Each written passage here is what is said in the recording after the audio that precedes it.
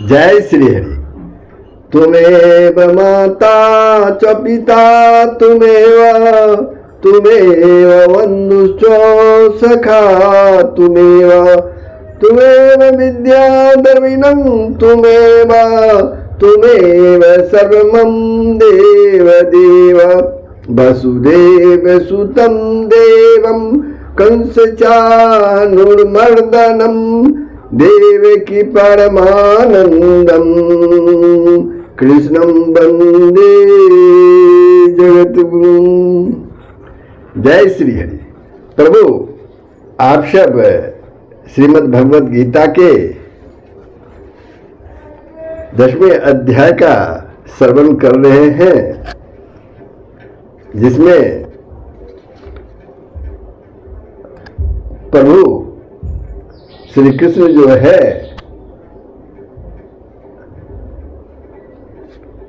अपनी प्रतिज्ञा के अनुसार भगवान जो है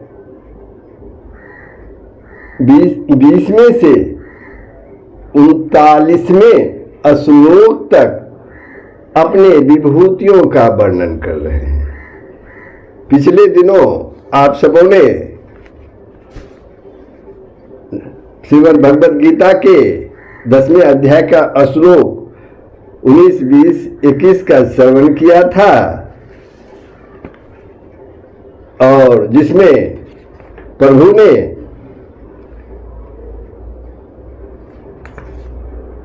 अपना विभूति जैसे वे बता रहे थे अर्जुन को कि मैं सब भूतों के हृदय में स्थित सबका आत्मा हूं तथा संपूर्ण भूतों का आदि मध्य और अंत भी मैं ही हूं। साथ ही 21वें श्लोक में वे बता रहे हैं कि मैं आदित्य के 12 पुत्रों में विष्णु और ज्योतियों में किरणों वाला सूर्य हूं तथा मैं 49 वायु देवताओं का तेज और नक्षत्रों का अधिपति चंद्रमा हूं। अब प्रभु 22 श्रीमद् भगवद गीता के श्लोक 22 प्रारंभ हो रहा है, जिसमें प्रभु पुनः अपनी विभूतियों के बारे में अर्जुन को बताएंगे। आप लोग ध्यानपूर्वक श्रवण करेंगे और पुण्य के भागी बनेंगे। हो सके तो कमेंट और लाइक अवश्य ही कर देंगे। जय श्री हरि, जय श्री कृष्ण। तो श्लोक 22, वेदानां संविदः अस्मि देवानां अस्मि वासवः इंद्रियाणां मनः च अस्मि भूतानां अस्मि चेतना। प्रभु कहते हैं कि मैं वेदों में साम वेद हूं, देवों में इंद्र हूं और इंद्रियों में मन हूं और भूत प्राणियों की चेतना अर्थात जीवनी शक्ति हूं। भूत प्राणियों की चेतना अर्थात जीवनी शक्ति हूं। अब प्रभु कह रहे हैं कि वेदों में मैं साम वेद हूं। इस कथन का क्या भाव है, क्या अभिप्राय है प्रभु का कहने का, वो सुन लीजिए। ऋग, यजु और साम और अर्थव इन 4 वेदों में सामवेद अत्यंत मधुर संगीतमय तथा परमेश्वर की अत्यंत रमणीय स्तुतियों से युक्त है, रमणीय स्तुतियों से युक्त है। अतः वेदों में उसकी जो है वो प्रधानता है, वेदों में उसकी प्रधानता है, इसलिए भगवान ने उसको अपना स्वरूप बतलाया है। साथ ही इस श्लोक में प्रभु अपनी विभूति बताते हुए कहते हैं कि देवों में मैं इंद्र हूं, देवताओं में मैं इंद्र हूं। इस कथन का भी क्या अभिप्राय है वो जान लीजिए। क्यों कह रहे हैं प्रभु? सूर्य, चंद्रमा, अग्नि, वायु आदि जितने भी देवता है उन सबके शासक और राजा होने के कारण इंद्र सब में प्रधान है। अरे सूर्य, चंद्रमा, अग्नि, वायु आदि जितने भी देवता हैं उन लोगों का शासक कौन है?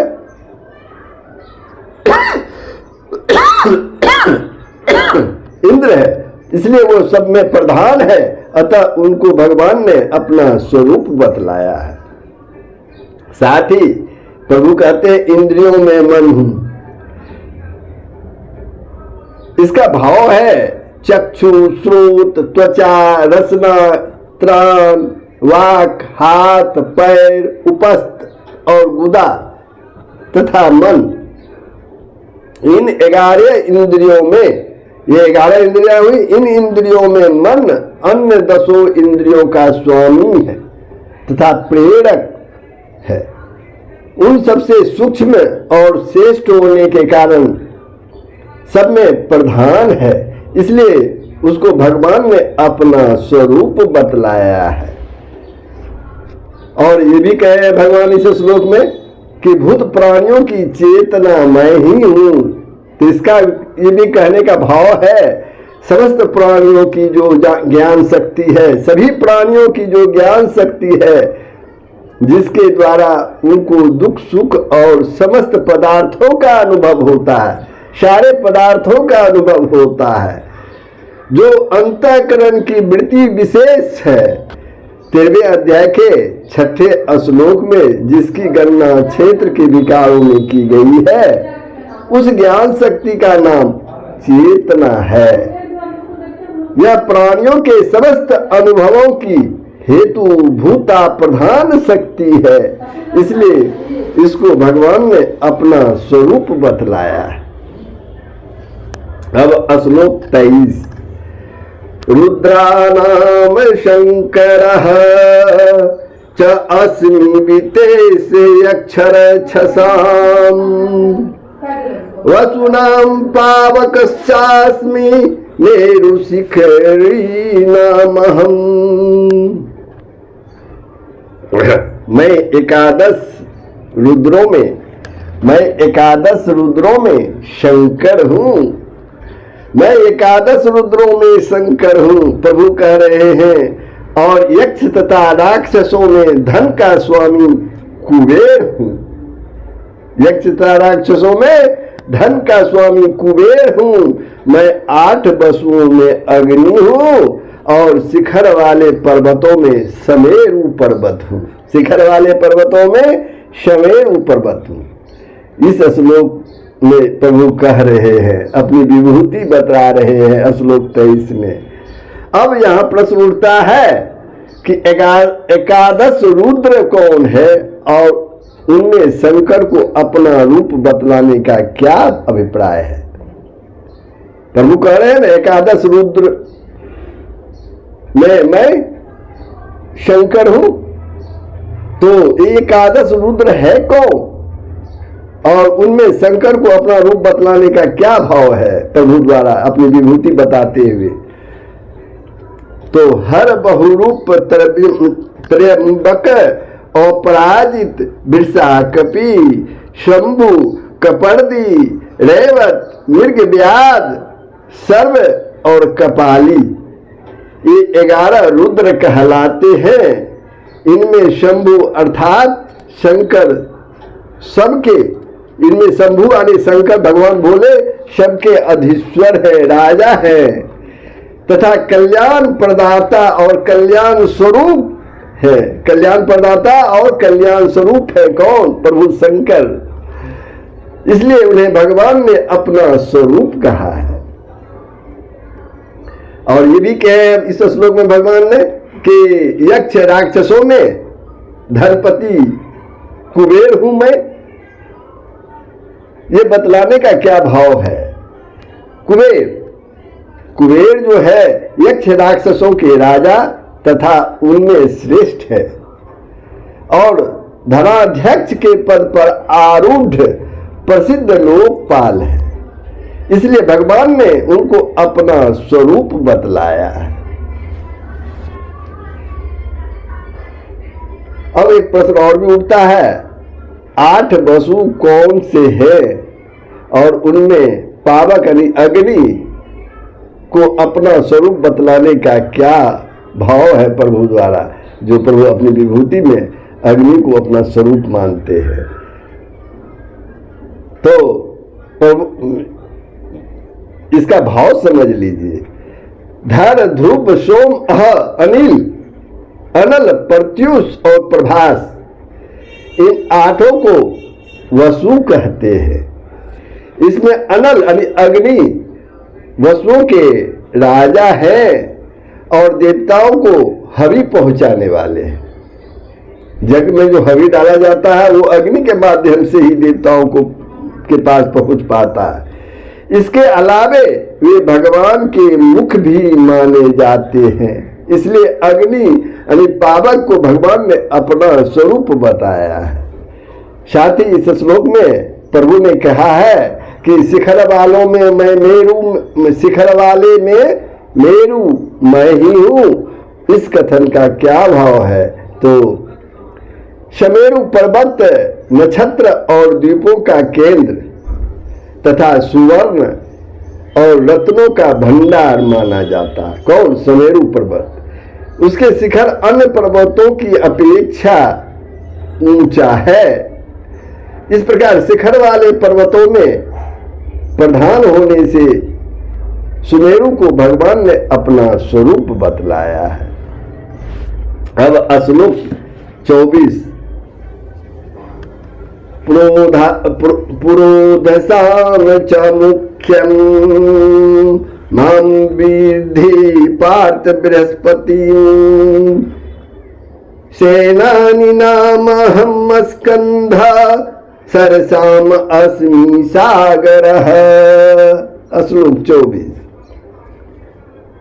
इस श्लोक में प्रभु श्री कृष्ण कहते हैं, अपनी विभूति बताते हुए कि पुरोहितों में मुखिया बृहस्पति मुझको जान, अरे मुझे मान जानो कि मैं पुरोहितों की में जो मुखिया जो है बृहस्पति है, ये मुझको समझ।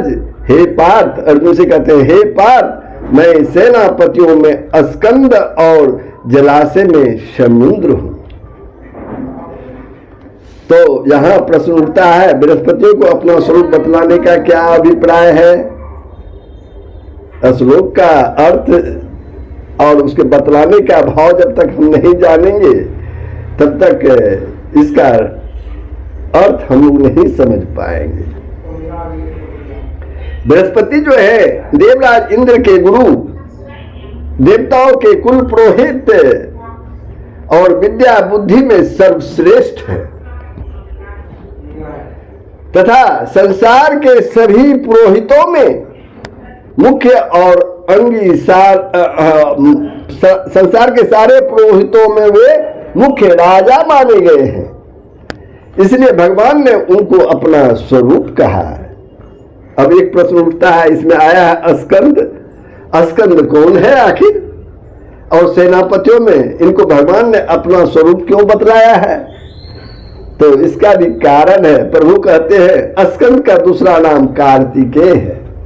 स्कंद का दूसरा नाम कौन क्या है? कार्तिकेय है। इनके 6 मुख 12 हाथ है।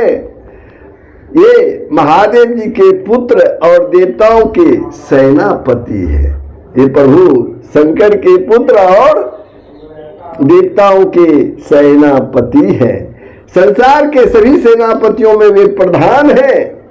इसलिए भगवान ने इनको अपना स्वरूप बताया है। साथ ही एक स्वरूप बताते हुए प्रभु कहते हैं कि जलाशयों में समुद्र को मैं अपना स्वरूप